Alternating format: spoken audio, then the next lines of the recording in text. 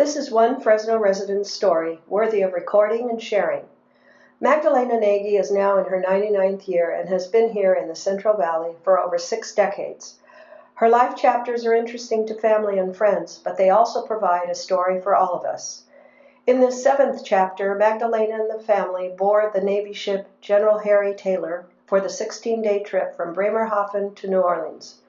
There they are welcomed by the Church World Service with $16 and train tickets to Dallas, Texas. In Dallas, the YMCA sponsors warmly welcome the Heides family and show the Hungarian refugees the lakeside cottage they would call home for 4 years. We waited until we were called. It was about 2 weeks, and then we had to go to the boat, which one was a huge boat, which one took, I know it took at least 500 people who were sent to South America to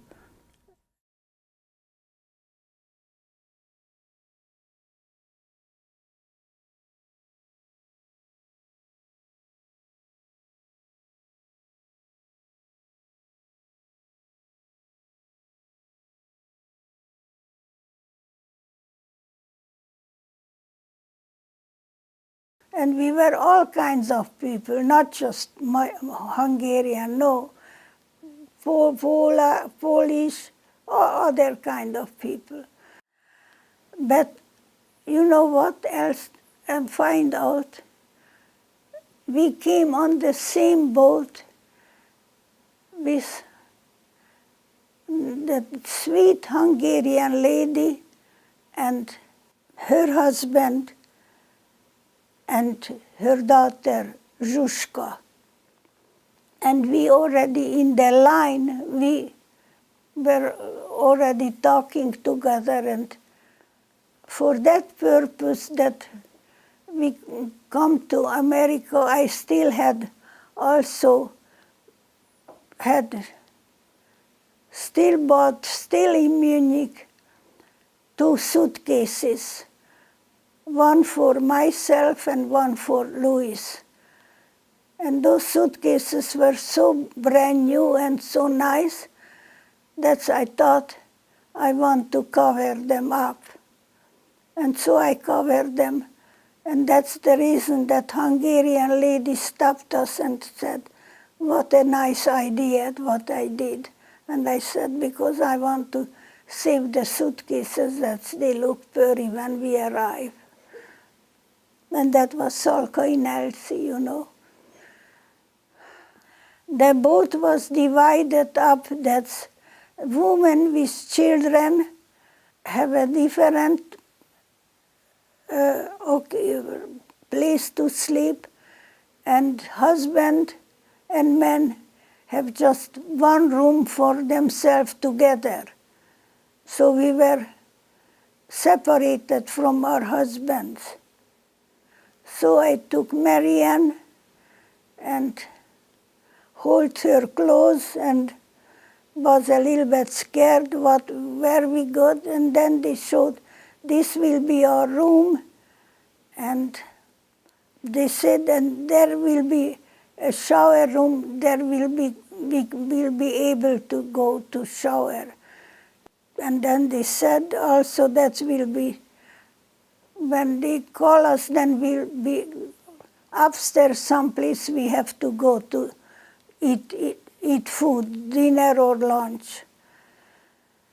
It took a long time until we got really started. It took hours and hours until we get on to go. After we boarded, we stayed on the ship for 16 days. Yeah, I remember, 16 days. And that was, for so many people, a hardship. For me, it was lighter because I could stay always on the deck, because my duty was to watch the little children by that time Marianne was already 4 years old, or 4 or 5 years old. And I could watch all other little children. And Louis' job was in the down in the room where the children were playing with all kinds of toys, and so he had to watch them, and also he had to take care of the luncheon times. So when it was lunch time, then we had to go to the ship cafeteria, and there was always some kind of food which one we liked or we don't like. It was food, and we had to eat it because we had to survive. And it was not bad. Breakfast was always the same, and it was like the soldier have it. And when we got close to the hot area, we were already told, now this night will be a very, very hot day, so try to not suffer too much, try to stay cool, but we cannot help, it will be very, very hot. The whole boat will be overheated and very hot. And that really happened, but we just went to the shower with Marianne. I took her to the shower room, and so interesting. I was so happy. I was always alone with her. Other people just didn't took shower because they were just staying in bed or whatever. So after 16 days, during the 16 days, I don't know how many days after we arrived in Venezuela, and when I saw from the boat up there, Venezuela, was I happy that we didn't go there. That country looked so sad, so sad. The policemen, they didn't have a real gun, they just had a stick which one hang on the rope or something like that. It was so not like what I was already seeing in Germany, so perfect and so nice things. And then the Luft and the air and everything was a little bit airier on the boat because the half of the people, they had to leave the boat because they went to Venezuela. I don't remember how long it took, but it was pretty soon over, and we arrived in New Orleans. And in Louisiana, we get out, and there somebody came from the church world service and gave us $16. And he said, you get for $16, but in 3 weeks you have to pay back half of it. And I said right away, of course. I spoke to her in German. I couldn't speak any English at all. And then in Venezuela, in Louisiana, then they put us on a train. It was not very nice. It was so. First thing, it was a little bit chilly and it was hard. And Marianne was really looking not very warm and cold. And Louis was getting all the newspaper, what she found it, tried to cover Marianne that she doesn't get cold. He was so worried about him. I don't remember how long the train ride was, but we arrived in Dallas. When we arrived in Dallas, then there was Suds Miller. And that was so interesting. When we came down, I think he said, he asked something, and I thought he asked, I was sure he asked what country I am from. And I said, from Hungary. Oh, you are hungry? Let's go and eat. And I was so ashamed of myself. I thought, oh my gosh, here I am begging for food right away. No, I told him again, it's from Hungary. Although they knew already long time ago that we arrived from Hungary. And then they took us way, way out someplace. And that was so interesting. That was some kind of camp. And there was all black people, you know. That was some kind of gathering, some kind of entertainment or something. It was interesting, you know. And then they took us to the Bachman Lake, and then they showed us that little house where we will stay. And then after that, then they went to the, I remember the address. It was Bachman Boulevard 26 or 16, 26, I think so. And there they showed us a little cottage, and they said that will be our little house, and that what we will live in. And when I stepped on 2 steps higher. Oh, I thought that is lovely. It was 2 rooms, a kitchen, and 1 bathroom. And it was all ours. And that was the first thing after really leaving Budapest that we could say something. Now this is really right now ours. And that was very, very warm feeling. Now, Marianne was at that time, I think so, she was already 5 years old. Because I remember when I was 30, Louis was 30, I was 31, Marianne was 5 years old when we got greeted by the. And I even have a newspaper article in one of my album. I have a newspaper article as we arrived in Dallas. The newspaper article says that's a lovely Hungarian family is joining the YMCA in Dallas, Texas. And they are, I think so, that's what it says, newcomers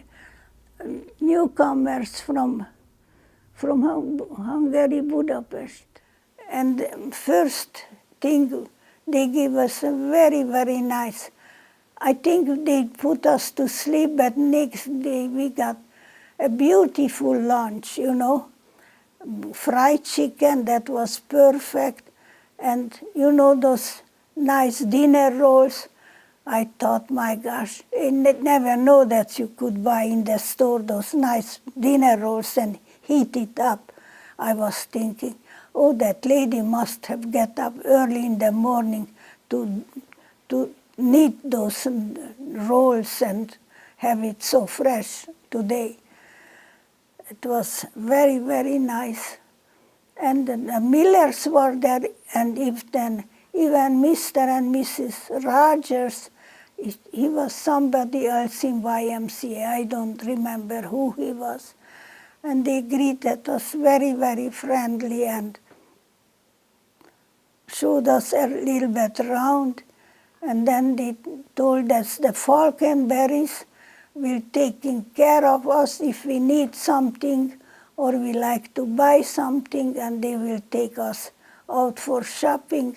And Louis, you are coming to the YMCA tomorrow morning.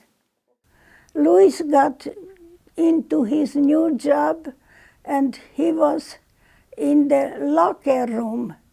That was his job, in the locker room at the YMCA.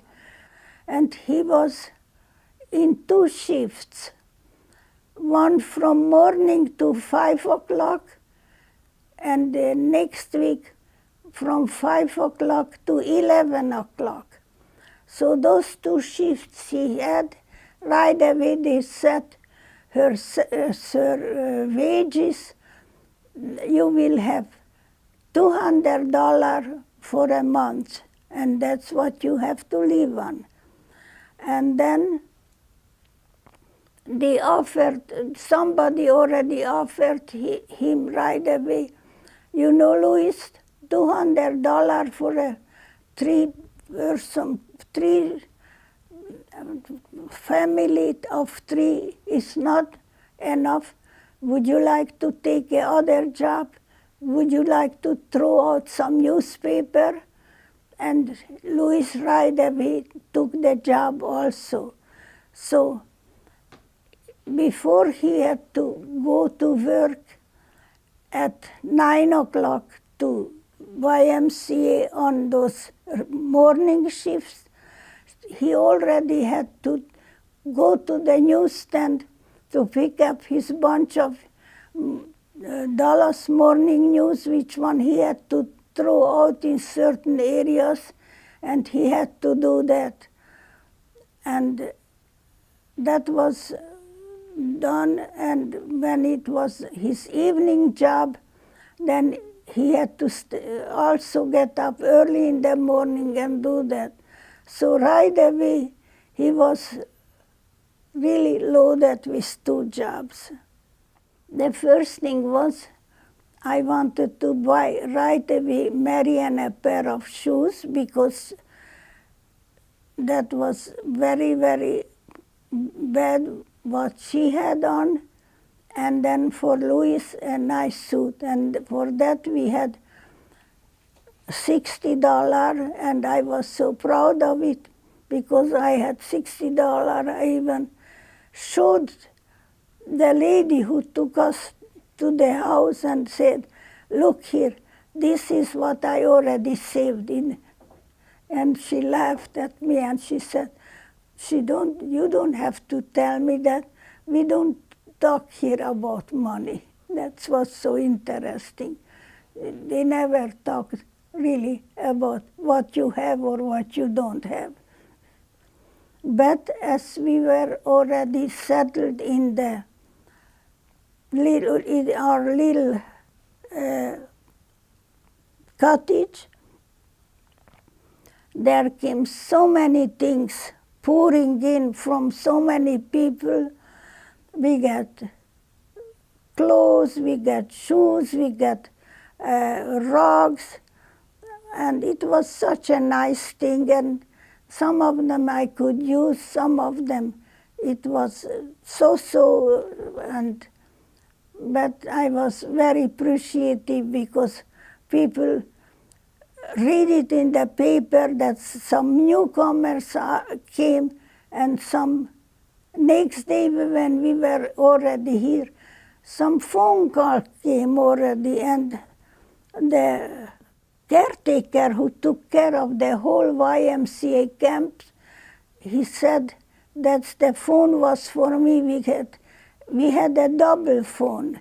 He picked up the phone, but in my kitchen, the phone, I can pick it up, and it was the same. And he said, Madge, I didn't like that name, but I was called Madge. Madge, it's for you. Suddenly I couldn't understand a word what they said, but later on I find out her name was Eve Conley, and she wanted to take care right away to help us and take me to shopping and take me to here and there. And that was also very interesting. And she had a daughter, which one was about Marianne's age, and that was also very interesting when we went After a few days later, we were invited to her house, and that was a big house, and she had full of food, everything was so new to us, all kinds of sandwiches, but I even don't know right away now the words how I felt at that time, but it was just pouring on us so much friendliness and warmth what Dallas gave us.